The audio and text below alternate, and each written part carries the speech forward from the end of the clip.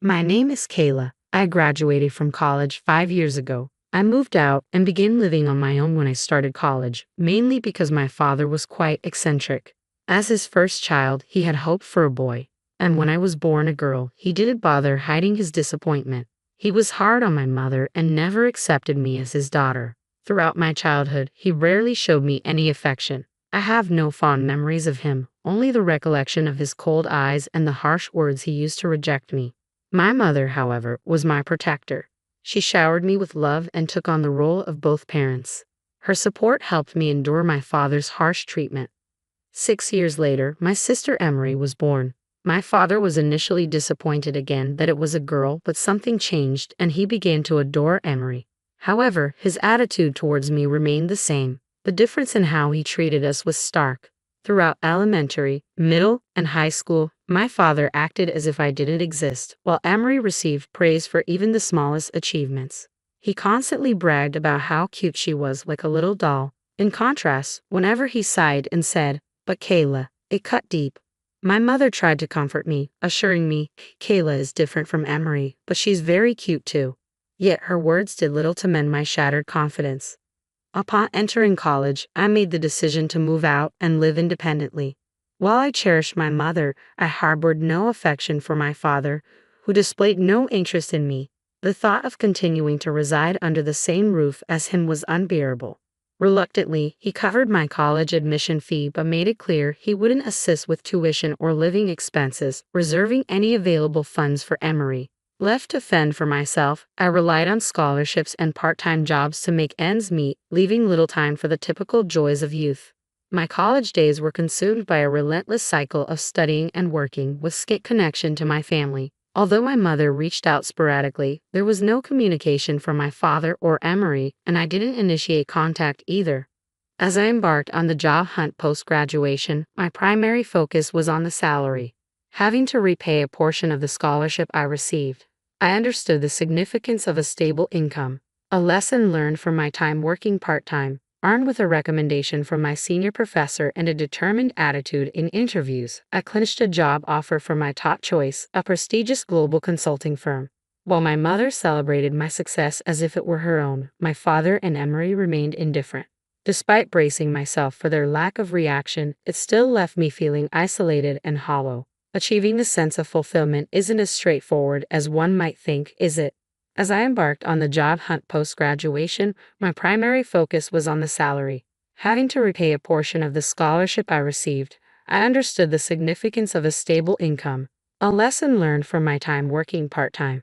Armed with a recommendation from my senior professor and a determined attitude in interviews, I clinched a job offer from my top choice, a prestigious global consulting firm. While my mother celebrated my success as if it were her own, my father and Emery remained indifferent. Despite bracing myself for their lack of reaction, it still left me feeling isolated and hollow. Achieving the sense of fulfillment isn't as straightforward as one might think, is it? Amidst my flourishing career, I received an unexpected call from my father, someone I hadn't heard from in years.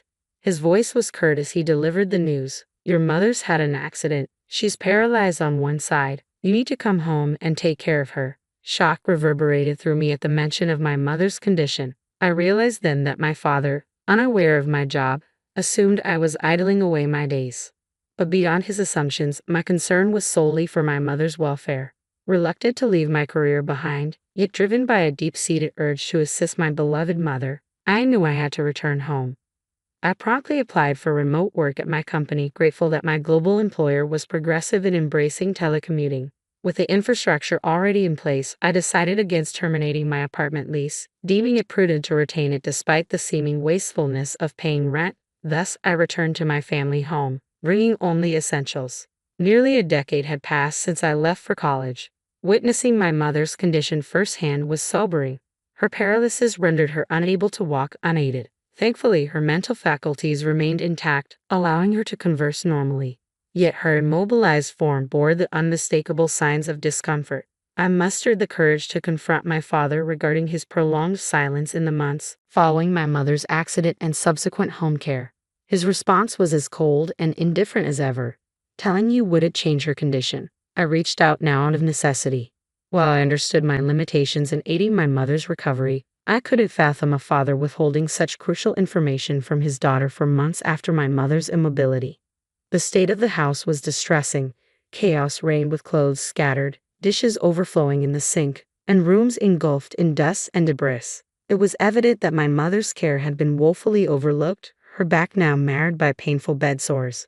While I held no expectations of my father, Emery, who was supposed to reside there as well, puzzled me. What had she been doing? Her response provided clarity. I can't handle household chores, so I couldn't care for Mom either. I feel relieved now that Kayla is back. Emery, indulged throughout her upbringing, had transformed into a self-absorbed individual, incapable of contributing to household tasks. I initiated the cleanup by tackling the rooms, but the extensive mess and grime accumulated over months couldn't be rectified in a day. It consumed nearly a week of diligent effort, during which I juggled caring for my mother alongside. Despite her apologies for burdening me, I tended to her needs with unwavering cheerfulness and energy, holding on to hope for her recovery. As I juggled housework and caregiving responsibilities, neither my father nor Emery lifted a finger to assist. Instead, my father would incessantly criticize, complaining about the food and my caregiving skills. He deemed it appropriate to belittle my efforts, accusing me of slacking off despite my relentless dedication. Emery, on the other hand, saw me as her personal attendant, issuing demands without hesitation. I was relegated to the role of the servant, particularly in my father's eyes, who seemed convinced of my subservient status. I was anything but a NEET. Despite primarily working from home, my days were filled with towel work, household chores, and caring for my mother. Yet in my father's eyes, my presence at home made me seem like a recluse. Despite towel work being my primary mode of work, I still had to make regular trips to the office. Upon returning home, my father would often meet me at the entrance, his accusations ringing with anger. "You're nothing but a shut-in NEET, yet you're out and about.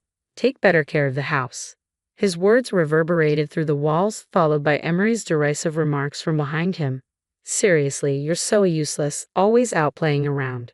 I felt drained. Every time I stepped out for work, I faced a barrage of insults and sarcasm from both of them. Seeking solace, I often retreated to my maintained apartment, relishing the tranquility before returning home. Maintaining this space proved to be a wise decision. However, the unreasonable demands and relentless mistreatment from my father and Emery intensified with each passing day. My father, who pushed me relentlessly, now demanded financial contributions, assuming I must have savings despite being labeled an AET. Meanwhile, Emery, who contributed nothing to the household, shamelessly begged for pocket money, citing frivolous outings with friends. What role did I play in their eyes? Certainly not that of a daughter or a sister. The painful days persisted. On one occasion, Emery erupted in a frenzy, accusing me of misplacing her ring, completely unaware of its whereabouts and uninterested in her belongings due to our differing tastes. I denied any knowledge of it. Injured by my response, she barged into my room, and though I was slow to react, I followed her inside. To my dismay, I overheard her triumphant declaration from within. "Look, here's the ring.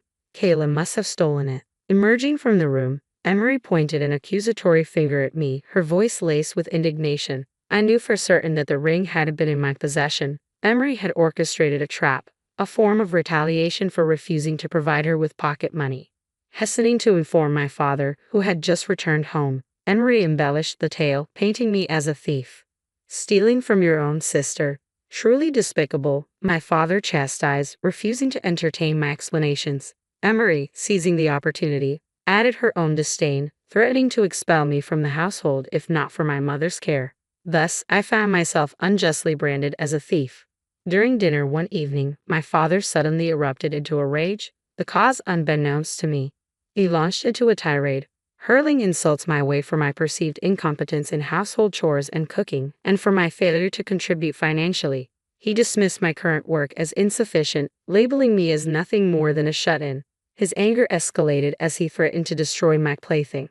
My heart sank as I realized he meant my computer, my indispensable tool for work. Rushing to my room, I intercepted him just as he was about to act, shielding my cherished companion from harm.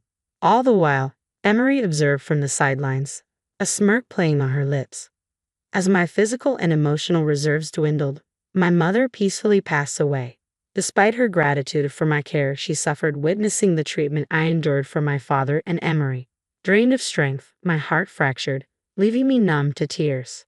While I mourned, my father and Emery showed no sorrow, viewing her passing as a mere inconvenience. Though our lack of tears united us, our sentiments couldn't be more divergent.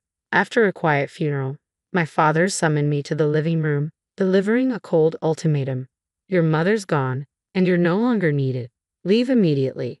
We have no use for a useless NEET. While I anticipated his callousness, I never imagined it would materialize. Despite my protestations of hard work, he remained resolute. Emery chimed in with her own cruelty, likening me to a parasite, echoing my father's sentiment. Dazed by the onslaught of harsh words, I agreed to renounce my mother's inheritance, realizing her love was the only solace I ever received. I don't want it. I'll renounce it and leave, I replied, preparing to depart immediately. I requested a day's reprieve to gather my belongings and wasted no time in preparations. The following day, my father's terse reminder signaled the moment of departure. Are you ready to leave? Make it quick. With resolve, I declared my departure, severing ties with both the house and its occupants. Loading my scant possessions into the taxi I had arranged, I couldn't help but notice how few belongings I truly possessed. Returning to my parents' home after 9 years felt surreal, yet this departure held finality. I knew I would never return. Despite the emptiness of my time there, I found solace in knowing I had done what I could for my mother. Returning to my maintained apartment, I initiated the transition from telework to a conventional office setup. I was grateful for the foresight of keeping that space. My routine resumed, if not intensified, as I immersed myself in work, yearning to bury the painful memories of the past. Approximately 3 months later, I found myself fielding an unexpected call from my estranged father. Despite my reluctance, I answered. His tone was accusatory from the start. What's this about a promissory note? The amount is outrageous. Are you some kind of NET? How much do you even earn? His questions came rapid fire, leaving me scrambling for a response. I am far from an NET, I retorted, my frustration mounting. Thanks to my unwavering commitment to my job, I've managed to secure a respectable income, one that surpasses many in my age bracket. Furthermore, I've diligently saved over the years. When I first assumed the role of caregiver for my mother, I invested in various equipment and amenities to improve her quality of life. Recognizing the financial strain on the household, I willingly contributed to our monthly expenses, easing my mother's burden. Long before my father's demands for money, I was already offering financial support. I even covered Emery's tuition fees to alleviate my mother's concerns. My mother, appreciative of my financial support, insisted on formalizing our arrangement with a promissory note. Over time, my contributions amounted to a significant sum, effectively placing my father and Emery in debt to me. While I had voluntarily relinquished my claim to inheritance, they remained liable for the loans outlined in the note. Realizing the weight of their indebtedness, my father was rendered speechless upon hearing the full explanation. He erupted in a futile attempt to renounce the inheritance, but their prior actions invalidated any such claims. Work diligently to repay your debts and cease all contact with me. I want nothing to do with you, he raged before I disconnected the call and blocked further communication. Following the events, my uncle, my mother's brother, became a source of upheaval for my father and Emery. At my mother's funeral, I reconnected with my uncle after a long hiatus and confided in him about our family situation. To everyone's surprise, the family home belonged to my uncle, with my mother as the tenant. Although inheritance granted my father and Emery the right to continue renting, my uncle chose not to renew the lease.